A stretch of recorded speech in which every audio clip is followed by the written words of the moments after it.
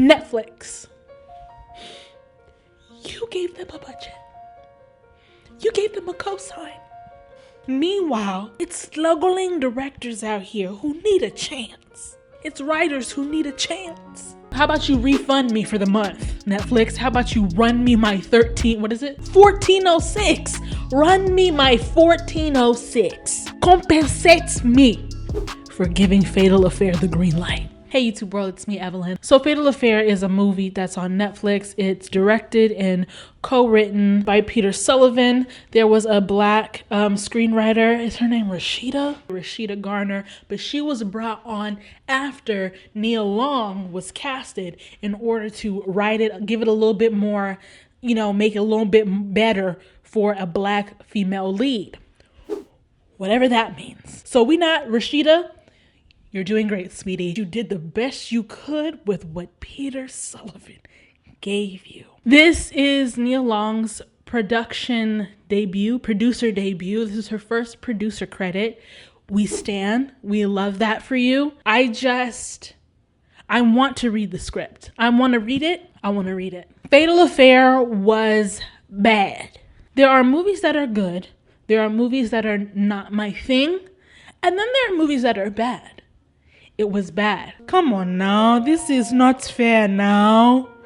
You can't do this to us now. So Fatal Affair is a movie about Ellie, played by Nia Long, who is, wealthy. She lives in the same universe as The Big Little Lies. She's a lawyer, as evidenced by the phone call she has. No, we're going to close the deal. That's how you know she's a lawyer. Nice pencil skirts. She looks amazing. Runs into an old college friend, David, played by Omar Epps. And shenanigans ensue because we find out Omar Epps is crazy. He's crazy and he's stalking Nia Long because he's crazy. I'm so tired of that plot line. There are plenty of people who need pills who don't stalk people. Okay, so this idea of why is he this way? Why is he so obsessive? Why did he kill his ex-wife? It's because he's crazy. We gotta do better. Not only that, I didn't even get enough answers. Did the psychiatrist know he was a murderer? What is your responsibility? They all say patient confidentiality unless you are going to harm yourself or others. So you're fired. You're honestly fired. Revoke your license. Send it back. Send it in the mail. All you asked was 2.5 questions. When it comes to stalker movies, our society has, to be honest, groomed us for a level of stalking to be acceptable. To find a level of obsession, okay. From jump. You know what I'm saying? Baby, stalking, it's okay to a point.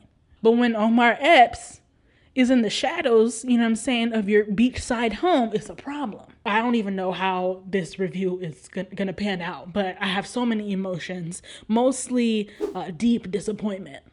This movie never lets you sit in a scene. Every scene is transitional. In general, we appreciate when a scene is allowed to breathe. In Fatal Affair, and maybe this was on purpose, but who likes this? Everything was more of a vignette. Boom. Boom. Boom. It was just bopping from scene to scene. Is that Estelle? Where am I? Which dimension do I exist in? And then the problem was you didn't really care about anybody. The only person you really cared about was Nia Long, and that's because she talked the most. So you don't care about her husband. You don't care about her daughter. She had maybe 10 lines. I don't. You know who I did care about? Scott, her daughter's boyfriend. What happened to him? Here's the thing about movies. Whenever you show something, there has to be a reason. There was truly no reason for Nia Long's character to have a daughter. What reason? What purpose? The plot was predictable, and predictable is okay, but it's levels, okay? It's a spectrum of predictability. Now, horror movies, thrillers are full of mistakes. And if someone does not make this mistake, then the movie ends. So I understand that you have to explore, you have to move forward. Like, I get it, whatever. But if Nia Long is married to her husband, Nia Long's character is married to her husband for so long, they got a kid in college, okay? She can't just tell her husband that things got a little inappropriate with a guy at work. Like, you gotta nip it in the bud. You gotta nip it in the bud. And she ain't nip it in the bud, okay? And she almost got nipped. She almost got nipped. I'm not trying to victim blame, though, because remember, Omar Epps is crazy. That's where, that would have been a more interesting movie. And if it was more of a movie about a tag team husband and wife duo trying to take out a stalker, I'm down. Press play. But they didn't do that. Okay. What else? When Nia Long and Omar Epps was in the club, it was 30 people in the club. It was 30 people in the club. Like when you watch a sitcom and they're in a classroom and you can tell the way they've angled it, it's 6 people in the classroom. That's what it was in the club. I've never been to a club with a dance floor where everyone's in business casual. They're dancing in slow motion. Yeah. The music, bumping. They go into the restroom for some shenanigans, and the music cuts off. And it's the most uncomfortable breath moment that I've ever experienced. You know those memes?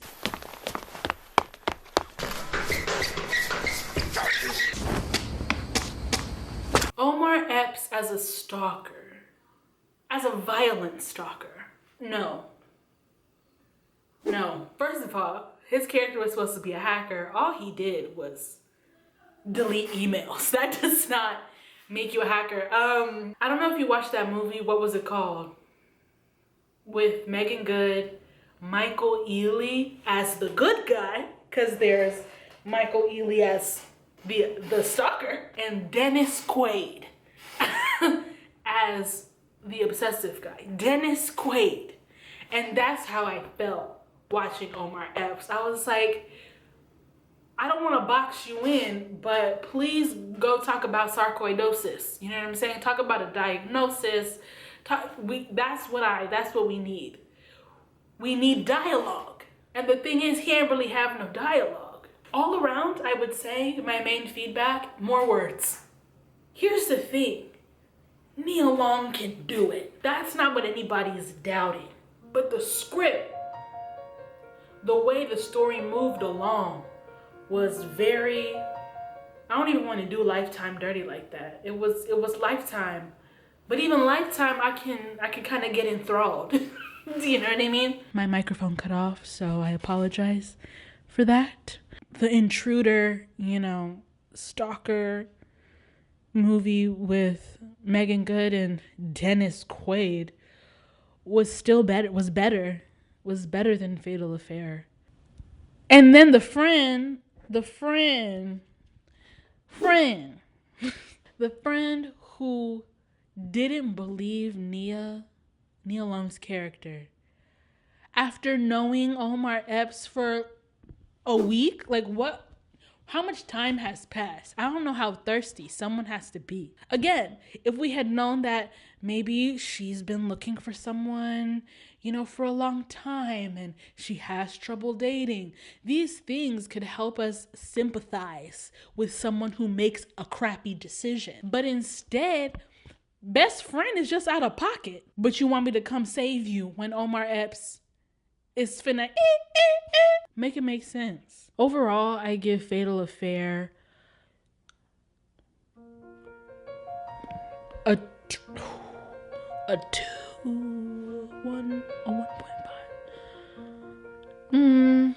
2 out of 5. I give Fatal Affair a 2 out of 5. The original screenplay. Rashida tried, I bet Rashida tried.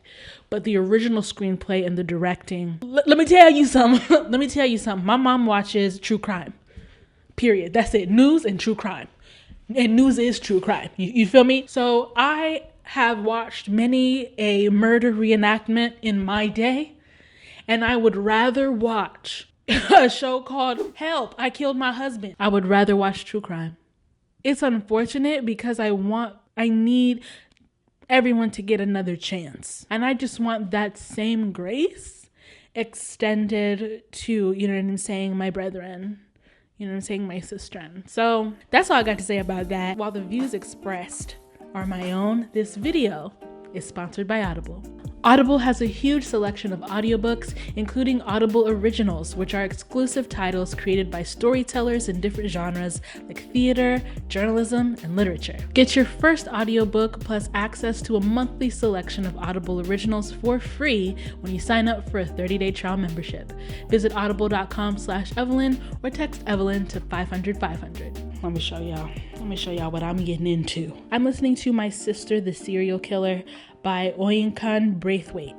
It's already giving me more suspense than Fatal Affair, okay, out the gate. In this story, the narrator is the sister of a girl who kills her boyfriends, and the sister is the one who cleans up afterwards. I'm into it, and I'm just staring at the wall like, oh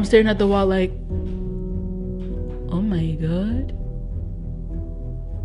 Oh my God. I'm not even trying to multitask, okay? When I listen to this audiobook, that's what it's giving me. Peter Sullivan, take notes. I'm loving it. It has, I think, 4.5 stars on Audible. Get into it! So you can choose the audiobook that I'm listening to right now, My Sister the Serial Killer by Bianca Brown, or you can choose your own. You can pick whatever tickles your fancy, okay? Piques your interest. So to get started on your free 30-day trial membership and get your free audiobook plus a monthly selection of Audible Originals, visit audible.com/Evelyn or text Evelyn to 500-500. In the comments below, let me know what you thought of Fatal Affair. Be honest, if you liked it, I'm not gonna be mad. I just want to know why. And I will see you on the internet somewhere.